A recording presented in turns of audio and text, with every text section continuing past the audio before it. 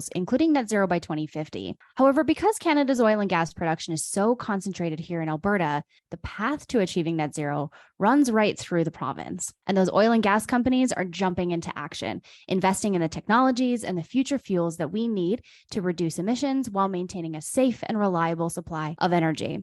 Well, welcome to a special series of The Brief called Advancing Missions and Moonshots. I'm your host, Brittany Brander, and in this series, I talk to leading experts, business leaders, innovators, and thought leaders across Alberta and Canada and explore the solutions to the world's biggest challenges in energy, agriculture, and health. And today I am joined by Kendall Dilling, the president of Pathways Alliance, which is a collaboration that has brought together Canada's biggest oil sands companies to create a plan to reduce emissions from oil sands production with the ultimate goal of net zero by 2050. And he's here to talk about the Alliance's foundational project, carbon capture, and why this technology has such amazing potential for Alberta. Welcome to the show, Kendall. Thank you for having me. Pleasure to be here, Brittany. So before we get into the meat of our conversation, can you just tell our listeners a little bit more about you and how you came to lead the Pathways Group? Yeah, for sure. One thing I think it's important that I lead with, because this is not something that people necessarily assume, given that I've spent my career working in the oil and gas industry, but I am a committed environmentalist and always have been. In fact, I kind of grew up in a very outdoorsy hunting, fishing family. When I went to university, there was never a question I was going to become a biologist. I initially kind of thought I would end up being like a wildlife research biologist, but practicality had me steer my career ultimately more towards working within oil and gas companies, helping them become more sustainable and improve their environmental performance. So I spent my career from the inside, I guess, as it were, working to help advance that within the sector. And for me to, at this stage in my career, have the opportunity to be part of the Pathways Alliance is really coming full circle, right? Because Pathways does embody that commitment from the industry, and to be in the position to be working on a project of this magnitude is really, really exciting. And I liked your comments in the intro about how industry really is moving. These things take time, and it's not like we haven't been aware, of the need to improve environmental performance for decades, but the center truly has shifted now, and Pathways represents full-on commitment of those companies to really collaborate and move the needle in a way putting it on steroids, I guess would be the way to say it. Right. Pathways is probably one of the most significant collaborations in the energy industry, that I know of globally, that is very focused on emissions reduction, on sustainability, on, energy security, net zero, all of those things. So for those who are new to Pathways, can you just share more about how the organization was founded and kind of the overall plan to net zero? Because you've got multiple stages. It's a very ambitious, but very exciting plan. Yeah, no, absolutely.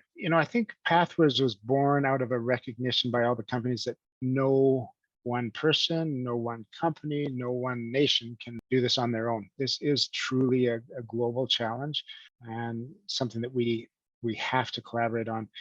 We have a long history of collaboration in the oil sands. The Canada's Oil Sands Innovation Alliance has been around for over a decade, which is now part of Pathways, where we've been, breaking down IP barriers on environmental technologies so that we can share those technologies, not view them as competitive advantages, just view them as, rising tides float all boats, and help everybody in the sector increase their performance. But when we started looking at serious, how are we going to decarbonize and get to net zero? Now you're talking billions and billions of dollars, major investments, and a lot of which can be, shared infrastructure to spread that cost around. No one company can incur the cost of carbon capture and storage on their own, for example, right? It's just too much. And so that really was the genesis to bring the companies together and say, hey, listen, we're stronger together. We'll share, collaborate on this infrastructure and enable us all to get to net zero. And to your point, it is really unique. I won't say that there's no other collaborations going on around the world. There certainly are, but to see an entire sector effectively come together and say, we're all in, we're going to do this together. And we spent years actually developing a very credible, well thought out net zero plan before we ever went public with that ambition, because we wanted to know that we could actually get there. Mhm. And, we can. Yeah, I love this idea of collaboration over competition because you are all competitors, but Mhm. you've come together because there's this challenge that's bigger than all of the companies, that you could each individually do. When you put yourselves together collectively, much, much more powerful. Can you talk to me more about the Pathways plan? Yeah, sure. So we've got kind of a three-phase plan. You can think of it as the 20s, the 30s, and the 40s on this path to net zero, and with a kind of a technology pathway to get us there. There's a whole range of levers. There's no one silver bullet technology, of course, for this kind of thing.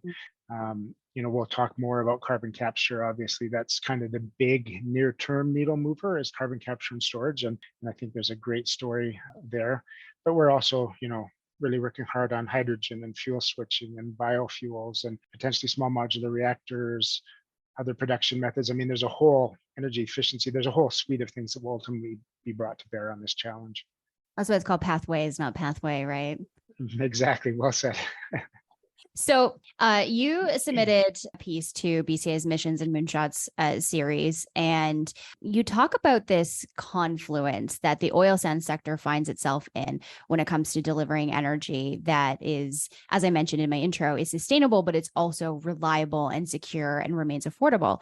Can you tell me a little bit more about this space that the oil sands sector finds it's in right now? Yeah, for sure. So you articulated that very well. You hear more and more people talking about the trilemma, the energy trilemma, right? And it is the environmental footprint, but it's also affordability and it's also security. To be honest, it's easy to solve for any one or two of those, in fact, but to solve for all three is really, really hard.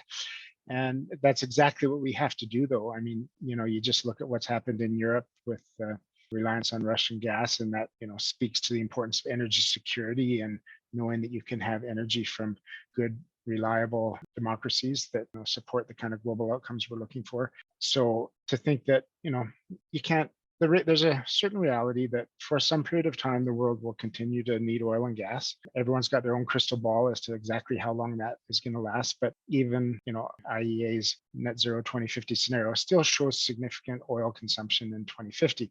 And so as long as those barrels are required, our thesis is quite simple, that why not have them come from a responsible democracy like Canada, where they're being produced to the highest regulatory labor and social standards, and also in a fully decarbonized manner.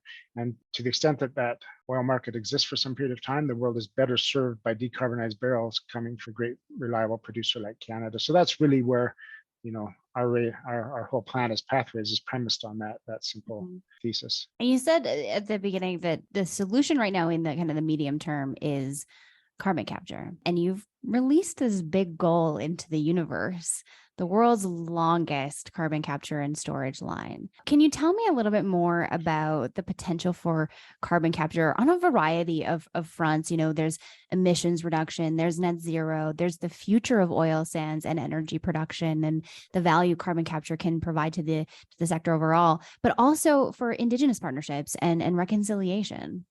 Yeah, great question, Brittany. Here's the reality. We're embarking on an industrial revolution all over again. Decarbonizing global energy systems is a massive, massive, in fact, is estimated to be, 150 to 200 trillion dollar endeavor to do that globally. And so as you look at a daunting task like that, you think, okay, well then what are the levers to get there? And the UN has a category of industries that they call hard to abate sectors. And so that's a lot of heavy industry. It's not just oil and gas, right from cement and steel and petrochem and power generation. You've got all these industries that are heavy emitters, and there's no obvious silver bullet technologies that you can just turn on and stop those emissions overnight. And those are critical products to the world that we're going to continue to need. And so the UN and all other credible bodies out there realize that CCS is a really important near-term bridging technology, I would call it. One day, we have to stop producing the CO2 in the first place, but that is going to take decades. There's just a reality there of the pace of technology development and implementation. So in the meantime, what do you do with all these emissions? We know we can't let them continue to go into the atmosphere. So one lever at our disposal is to, instead of letting them go into the atmosphere, we capture them and store them permanently in the geosphere. And that is something that's, going, huge globally and will be required for these sectors for some period of time. Europe just put in a quasi-binding target for 50 million tons a year of CCS by 2030. You see the Americans putting huge incentives for CCS and around the globe. So everybody's kind of in this rush to be a leader in CCS, knowing that it's one of these pivotal technologies. And this is where Canada and Alberta have this really great card to play. First of all, not a CCS is intrinsically linked to the right geology, right? And Yeah. so you can't just do it anywhere in the world. You got to be proximate to the right geology to permanently and safely store those emissions. And Alberta, we're blessed to sit on one of the best CO2 storage reservoirs in the world, and both in terms of the size and the capacity, but also the depth and the level of geologic containment to make sure that it's safe and will stay down there permanently. And so it's kind of like we got this great card to play, right? We've got heavy industry with lots of emissions. We sit on the right geology to do it. And so it's a bit of a match made in heaven that you can implement that technology. You immediately start reducing emissions in a major way. You kind of future proof these industries that you rely on economically. But the other exciting part is you then also create this magnet to draw other clean tech industries that need that CCS infrastructure to Alberta. And we're already seeing it with some of the petrochem expansions being proposed around in the capital region. Those are, for decades, or at least a decade plus, we've been losing big petchem expansions to other lower cost jurisdictions in the world, but they have their own net zero needs. And so they're looking around the world now and saying, where can we build and have access to CCS? Well, great. Alberta's checks that box. So you see these big expansions coming back. There'll be all kinds of inbound interest on clean, like blue hydrogen and green steel using hydrogen, direct air capture, like all these technologies need somewhere for the CO2 to go. And so this is, again, a really unique advantage for Alberta to shore up our own industries and economy, and then also attract a bunch more investment into the province. Mm-hmm. Yeah, I want to pick up on the economic piece of this. So, you mentioned that through this, through building this technology, you're going to create a lot of demand for other companies who need it.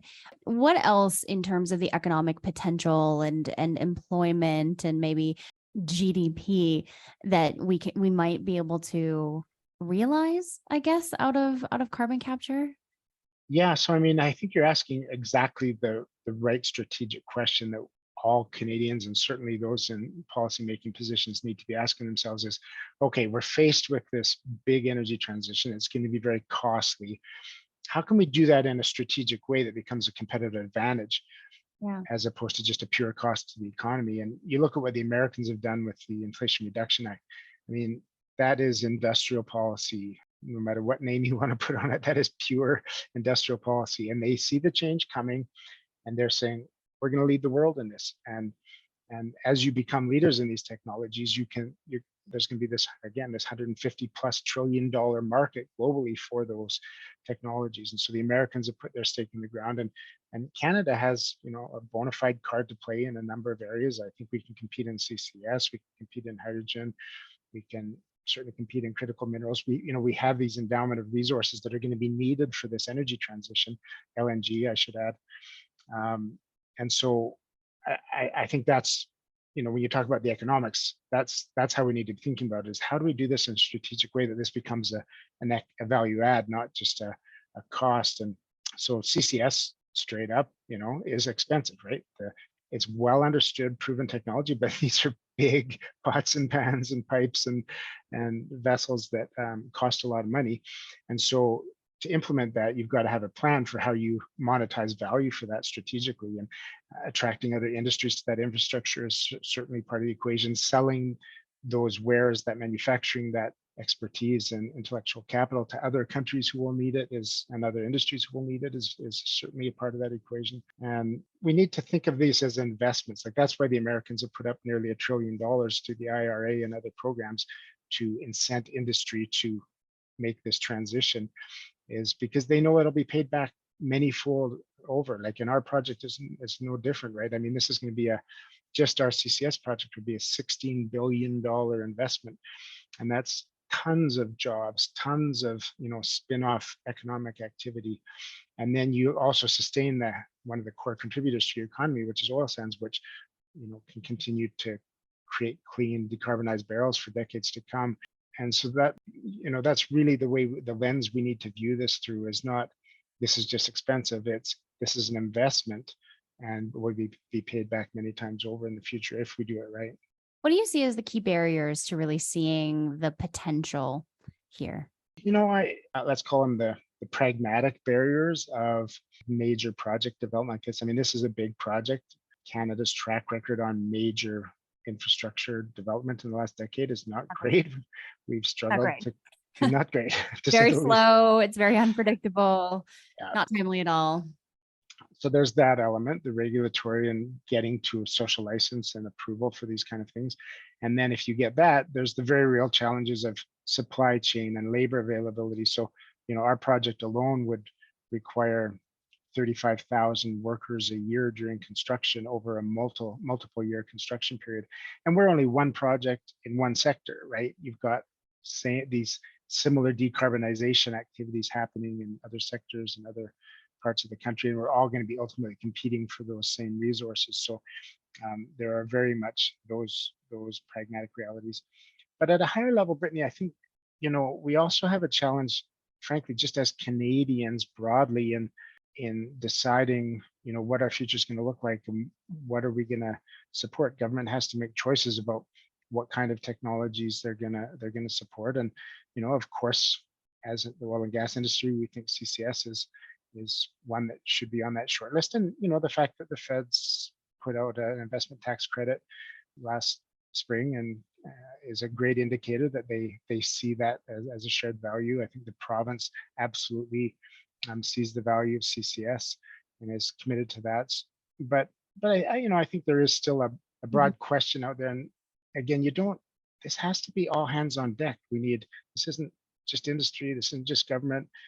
It's also about every one of us as Canadians, right? That we have other countries, you look to Norway and you look to some other oil producing countries around the world who are also green leaders, but also continuing to be oil developers. And they've kind of got a national vision that allows for that, and it's all part of the plan. I think here in Canada so when you talk about obstacles, I think one is that we still don't have kind of a well thought out national industrial policy and environmental strategy, and one where we continue to provide resources the world needs in a very responsible way, but also continue to lead in renewables and these other green technologies. And I think it can all come together, but we're still in the infancy of, I think, having a real national identity around that.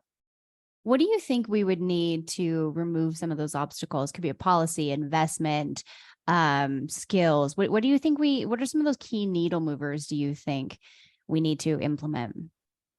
Yeah, I mean, certainly a lot of this is policy led, obviously.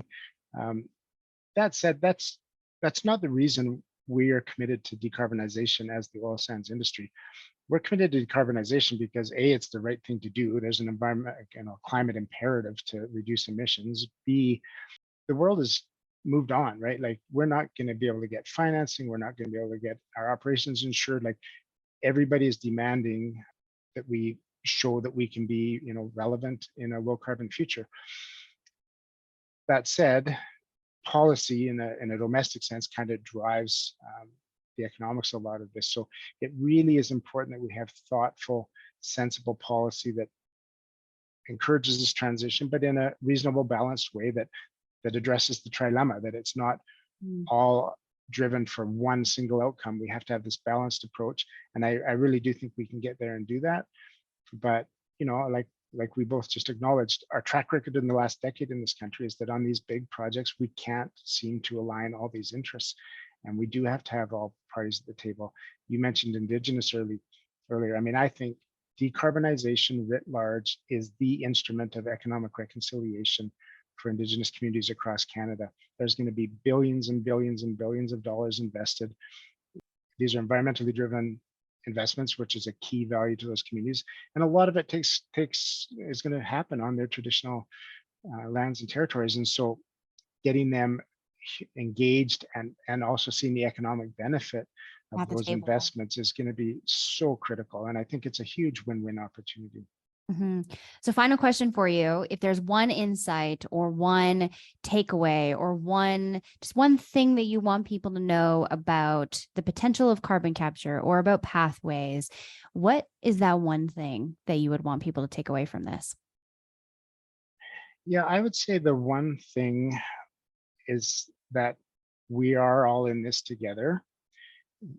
Pathways is an awesome example of collaboration within industry, but collaboration has to extend much broader than just that for these projects to happen. We are in very real competition with the globe, but particularly the Americans and the Inflation Reduction Act. They've set a very high bar. As we speak, a lot of Canadian clean tech investment is heading south of the border because of the certainty of those incentives and that environment they've created.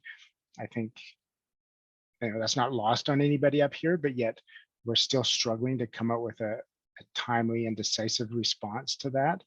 And we really need to think about this as a crossroads for Canada and our collective future, and get a little bit scrappy here and go after our piece of the pie, right? I mean, to be honest, maybe things have been a little bit too easy for us here for the last couple of generations in Canada. We're this huge resource-rich nation with a relatively small, highly educated population sitting proximate to the biggest market on the planet.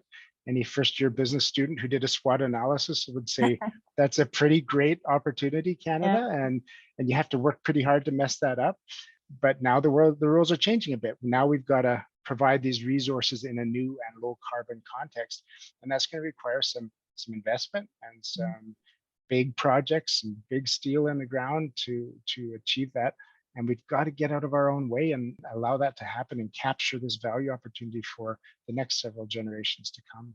Wonderful. Well, we'll leave it there. Thank you so much for joining us on the podcast. My pleasure. Thank you for the invite, Brittany. Take care. Well, thank you for tuning into this special episode of The Brief. You can read Kendall's paper in its entirety at definethedecade.com, and we will be releasing new episodes in the series periodically, so make sure that you are subscribed on Apple Podcasts, Spotify, or wherever else you get your podcasts to be the first to access new episodes. Thanks for listening, and we'll see you next time.